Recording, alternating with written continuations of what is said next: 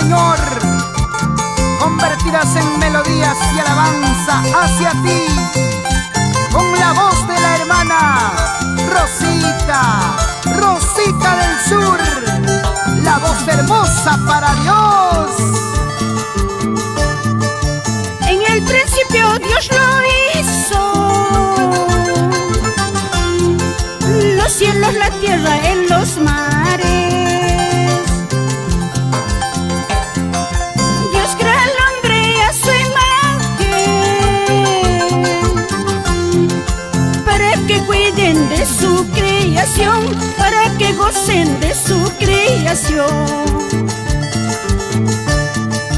Bienaventurado aquel hombre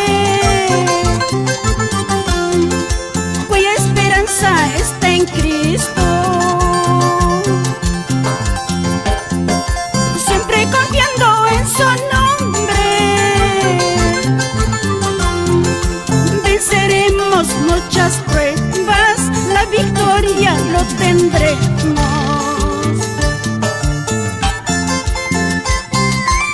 Y en los postreros días, dice Dios, derramaré de mí espíritu sobre toda carne, y vuestros hijos y vuestras hijas profetizarán. Nuestros jóvenes verán visiones y vuestros ancianos soñarán sueños. Hechos 2:17. En el principio Dios lo hizo, los cielos, la tierra, en los mares. Dios crea al hombre a su imagen,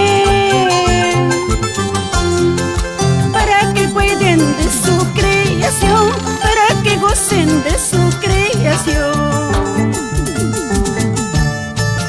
Bienaventurado aquel hombre cuya esperanza está en Cristo,